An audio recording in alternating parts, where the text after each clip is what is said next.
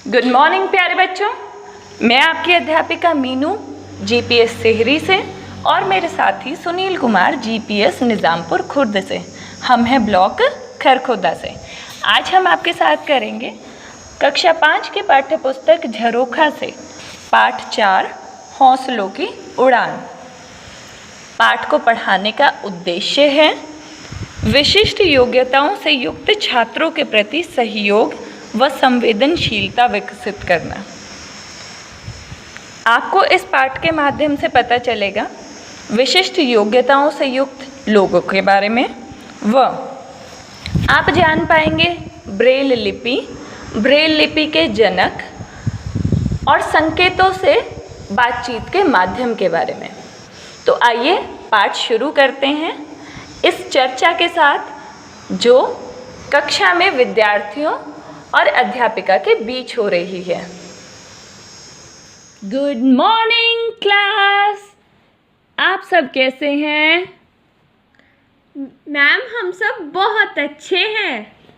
तो आज क्या है? Joyful Saturday. तो आप सब रेडी हो?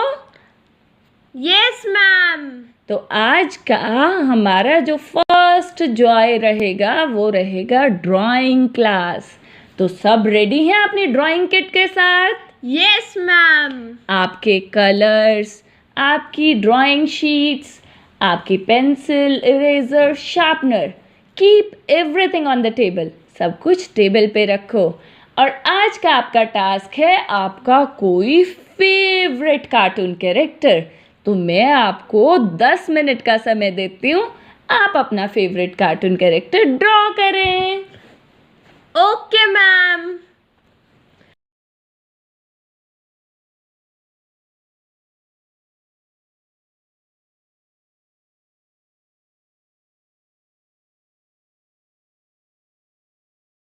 आई होप सबके कार्टून कैरेक्टर्स बन चुके हैं।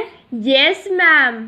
मैम देखो, रोहित ने तो छोटा भीम बनाया है। तो क्या हुआ? अच्छा तो है छोटा भीम। मैम पर उसकी आंखें ही नहीं है। अच्छा, बिना आंखों वाला छोटा भीम बना दिया तो क्या हो गया? मैम फिर वो देखेगा कैसे? बात तो ये भी ठीक है। क्या आप लोग जानते हो कि हम लोगों को भगवान ने सेंस ऑर्गन्स दिए हैं जो आप ही मुझे बताओगे। चलो कौन कौन से सेंस ऑर्गन्स हैं? रेडी हो सब बच्चे? यस मैम, मैं बता सकती हूँ। चलो तानिया तुम बता दो। मैम हमारे पास आईज हैं, यानी आंखें, जो हमें इस सुंदर दुनिया को देखने में मदद करती हैं। हमारे पास नोज है, यानी नाक, जो हमें आसपास की गंध को महसूस करने में मदद करता है। हमारे पास ईयर है, यानी कान, जो हमें सुनने में मदद करते हैं। और हमारे पास जीभ है, जो हमें मम्मी का स्वादिष्ट खाना खाने में मदद करती है और उसका टेस्ट पहचानने में भी। और हमारे पास स्किन है, यानी चमड़ी, जो कि हमारी बॉडी का सबसे बड़ा ऑर्गन है। ये हमें फील करने में मदद करता है। Very good Tania. तो हमारे 5 सेंस ऑर्गन्स हैं। तो अब छोटे भीम ने कौन से वाला सेंस ऑर्गन मिस किया? मैम आईज मिस कर दी। हाँ, आईज मिस कर दी। तो बच्चों, आपने तानिया की बात सुनी, आपने सेंस ऑर्गन्स सुने। तो आपके सामने इस चित्र में एक तरफ सेंस ऑर्गन्स के चित्र हैं, दूसरी तरफ उनके काम हैं। तो आप सही मिलान करें। Okay ma'am. आई होप सबकी ड्राइंग्स पूरी हो गई हैं। तो अब आपका है गेम्स पीरियड। तो आप जाइए और अपने स्पोर्ट्स टीचर के पास कुछ नए मज़ेदार गेम खेल के आइए। तो मिलते हैं मंडे को। Okay okay ma'am. अरे फिर से चढ़ गई। फिर से गिर गई। अरे तुम जल्दी जल्दी ऊपर चढ़ो, मैं तुम्हें कितनी देर से देख रहा हूँ। तुम तो कितनी मेहनती हो, हार ही नहीं मानती हो।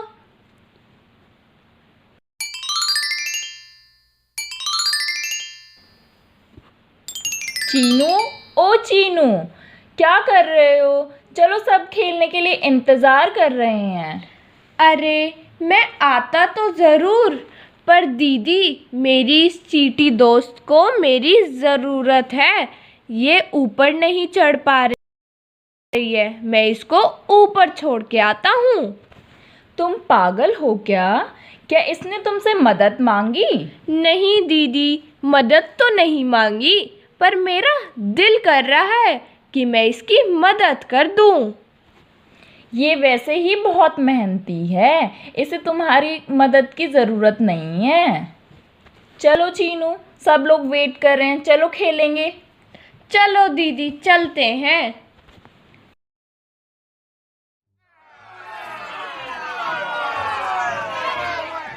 आज क्या खेले?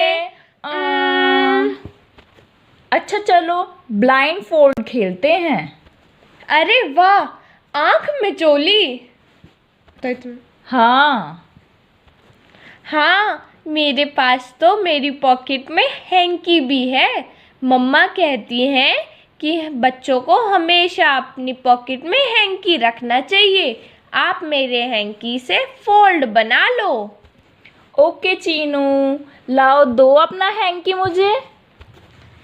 अरे स्लिप में तो चीनू की डाइन आई है, आज तो चीनू को फोल्ड बांध देंगे। ओके। मैं तो सबसे छोटा हूँ ना, आप हमेशा मुझे ही क्यों फंसाते हो? तुम्हें आज तो भाई देनी पड़ेगी। चलो चीनू।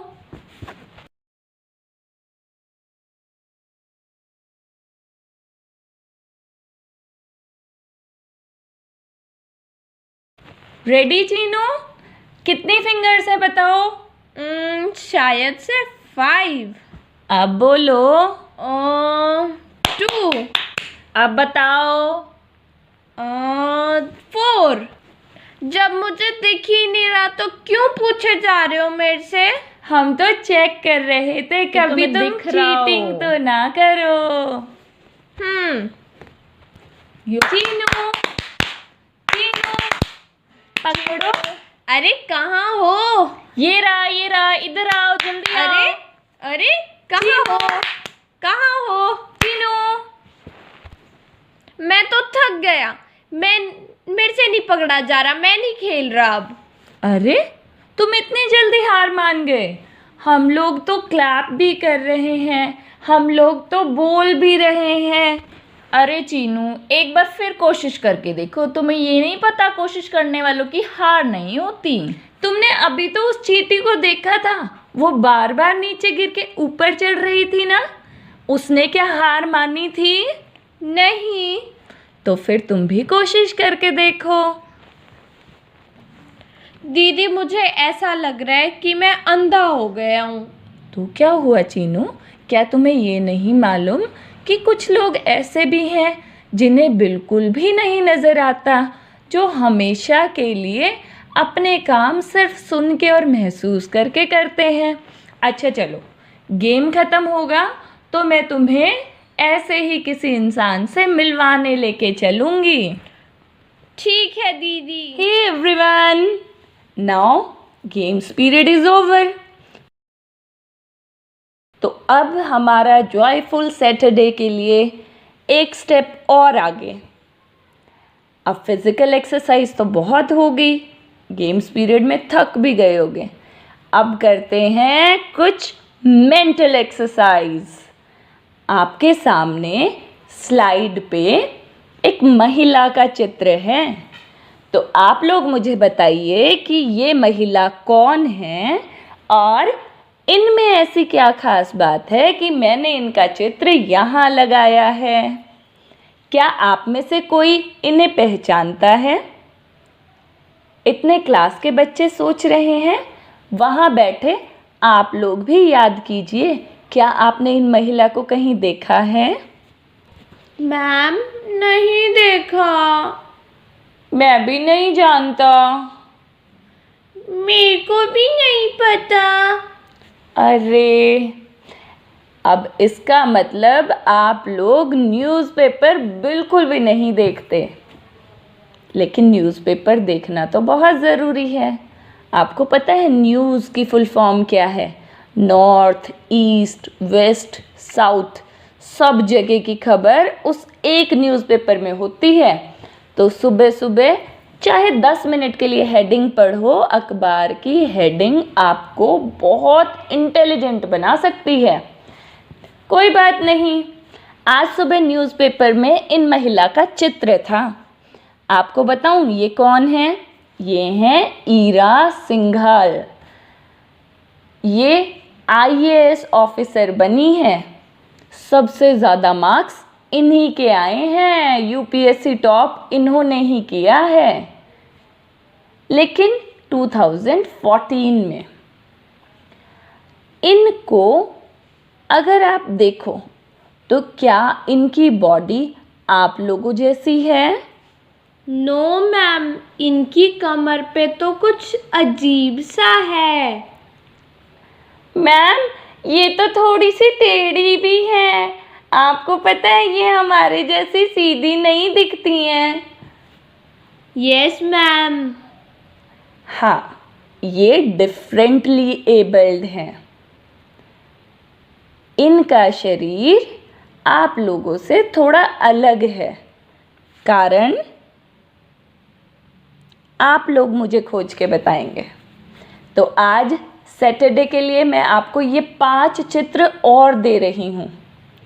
तो आपको इन लोगों के बारे में भी मुझे बताना है। इतने मेरी क्लास के बच्चे 2 दिन में इन लोगों के बारे में जानकारी एकत्रित करेंगे, तो वहाँ बैठे मेरे दर्शक, मेरे प्यारे बच्चे भी इन लोगों के बारे में जानकारी एकत्रित करेंगे। एक चीज़ मैं आपको बता दूं, ये सब लोग डिफरेंटली एबल्ड हैं। आप लोगों जैसे नहीं हैं, पर आपसे भी स्पेशल हैं, क्योंकि इनमें बहुत हौसला और हिम्मत थी, इसीलिए दुनिया इन्हें जानती है। लेकिन ये आप मुझे बताएंगे कि दुनिया इन्हें क्यों जानती है। तो आज का होमवर्क आप लोगों को पता चल गया? Yes ma'am. सब लोग रेडी हैं अपने होमवर्क के लिए? इन पिक्चर्स को मैं व्हाट्सएप पे शेयर कर दूंगी, आप इन सब को ढूंढ लेना। आपको नाम भी पता करना है और काम भी पता करना है। ओके? Okay ma'am. बच्चों, आपके सामने संकेतों का चार्ट है। इन संकेतों की सहायता से आप ऐसे व्यक्तियों से बातचीत कर सकते हैं जो सुन नहीं सकते और बोल नहीं सकते, लेकिन वो स्पेशली एबल्ड हैं, तो उन्हें दोस्त बनाना तो बहुत ज़रूरी है ना। हमें उनका मजाक नहीं उड़ाना चाहिए। ये जो संकेत है ये हमारे और उनके बीच में बातचीत का माध्यम हो सकते हैं। तो आप इस चार्ट को पढ़िए। पहला संकेत क्या कह रहा है? हेलो। दूसरा संकेत गुड बाय।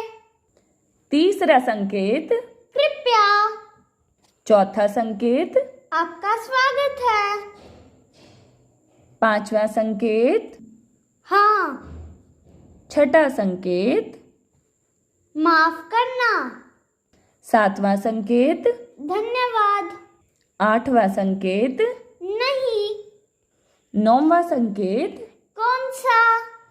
वेरी गुड, आपको तो सारे संकेत पता चल गए। अब आप ऐसे व्यक्तियों से दोस्ती करना आसान महसूस करेंगे।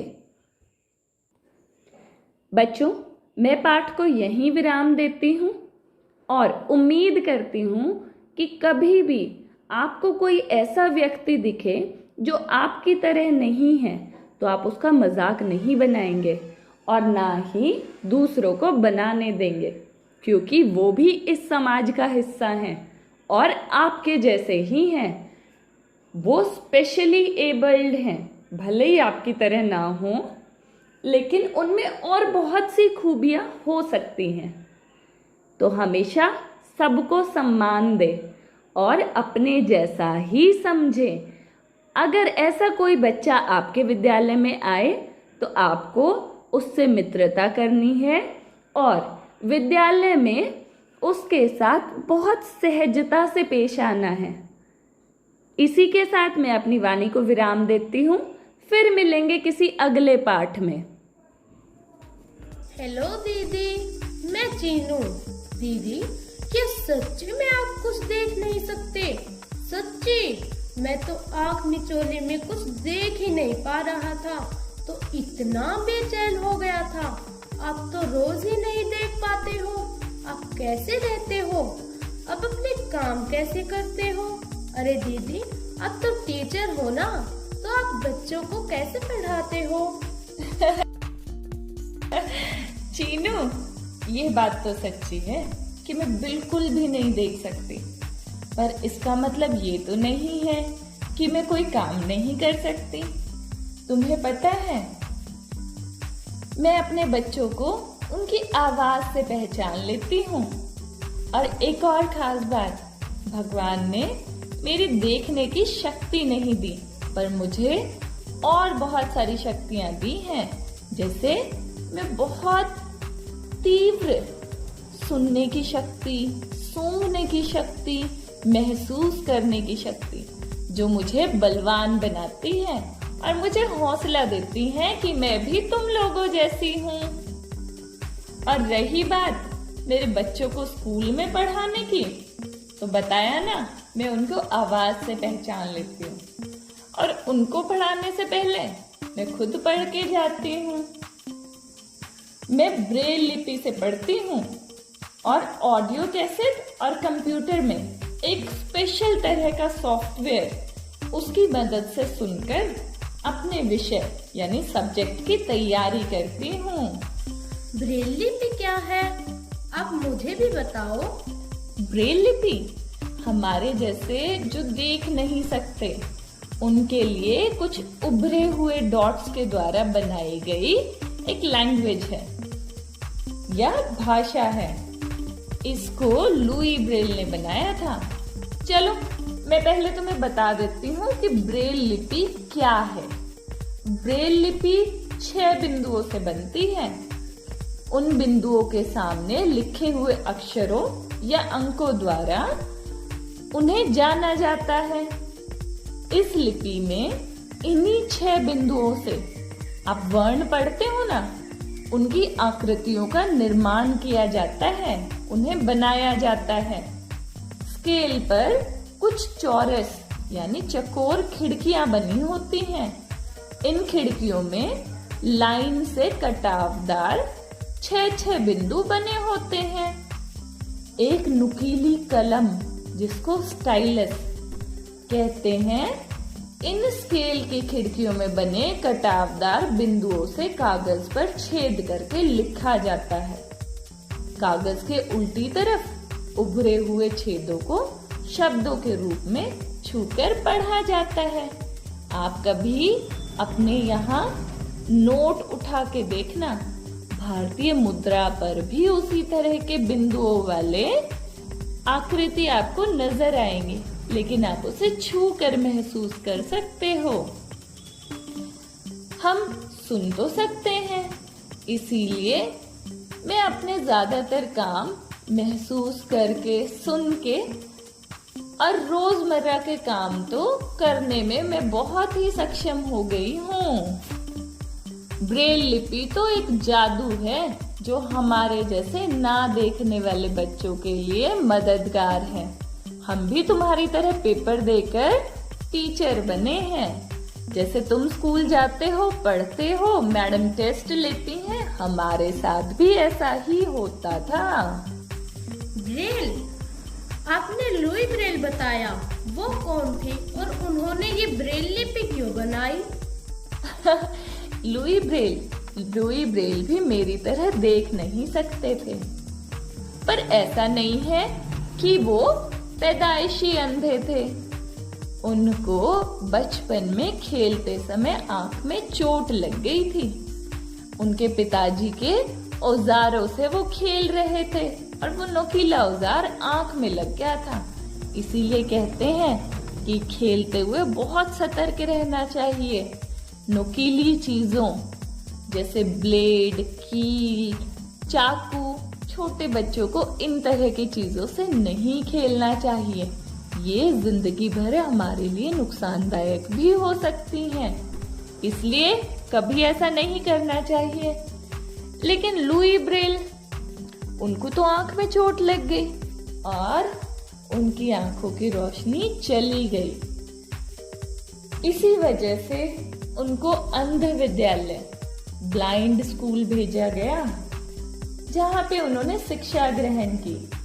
वहां शिक्षा ग्रहण करते हुए उन्हें पता चला कि सेना के कैप्टन थे बार्बर, उन्होंने एक कोड लैंग्वेज बनाई थी। कोड होते हैं ना, आप लोग खेलते हुए अपने कोड लैंग्वेज यूज करते हो जिसका किसी को ना पता चले।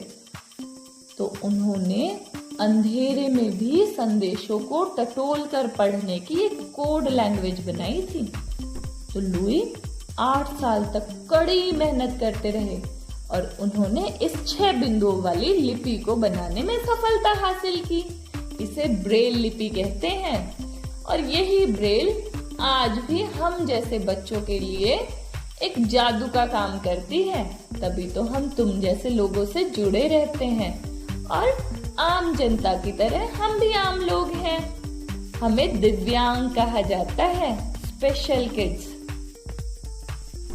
दीदी, ये तो हुआ जो देख नहीं सकते थे, लेकिन बहुत सारे लोग देख भी नहीं सकते और सुन भी नहीं सकते। वो कैसे करते होंगे? सवाल तो सही है चीनू तुम्हारा। चलो मैं तुम्हें एक लेडी के बारे में बताती हूँ। उनका नाम हेलन केलर है। 20वीं शताब्दी की एक विलक्षण महिला, ना तो सुन सकती थी और ना तो देख सकती थी। 2 साल की उम्र में वो इस बीमारी से ग्रसित हुई कि ना तो सुन पाए और ना तो देख पाए। हेलन ने अपनी अक्षमता को स्वीकार किया। इसीलिए कहते हैं, अगर किसी चीज को सीखने का हौसला और जज्बा हो तो हम जिंदगी में कुछ भी कर सकते हैं। हमें हमेशा हौसला बनाए रखना चाहिए। अब ना देख पाना, ना सुन पाना परेशान तो करता ही होगा।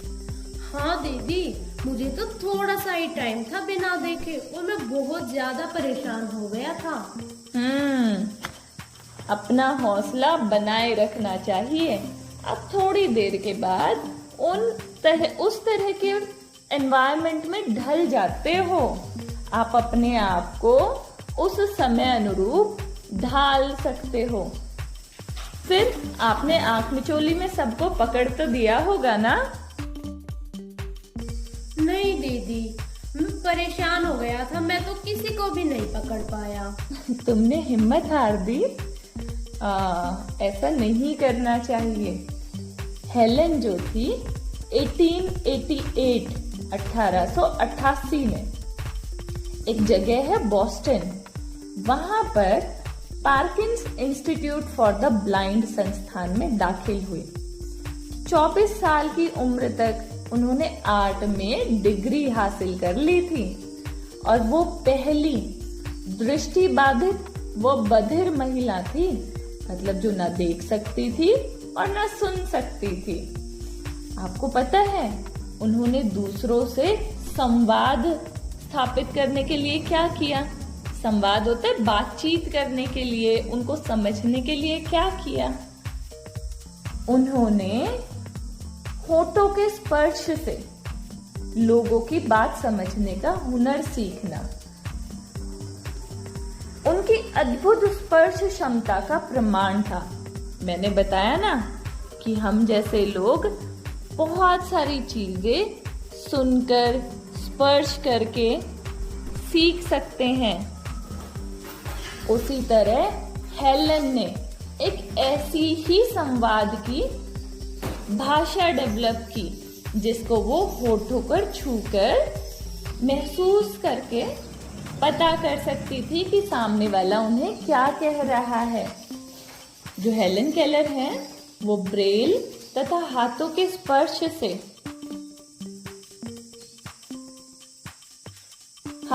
स्पर्श से सांकेतिक भाषा समझने में भी निपुण थी। हेलन केलर को घूमने, खेलने, पशुओं के साथ रहने, थिएटर देखने, समुद्री यात्रा करने का शौक था।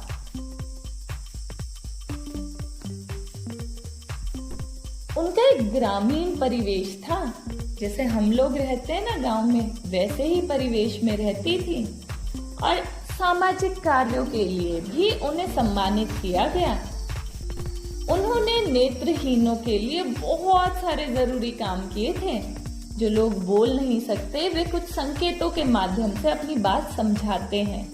इसी प्रकार के कुछ संकेत मैं तुम्हें दिखाती हूँ। मेरे पास ये चार्ट है, तो तुम देखो और समझो कि जो लोग बोल नहीं सकते वो अपनी बातें कैसे समझाते हैं दूसरों को। अब एक छोटी सी प्रश्नोत्तरी के माध्यम से जानते हैं कि आप पाठ को कितना समझ पाए। तो नीचे आपको प्रश्न और उनके कूट दिए हैं। आपको दिए गए समय में सही उत्तर चुनना है। आप स्वयं पढ़ें और उत्तर का चयन करें।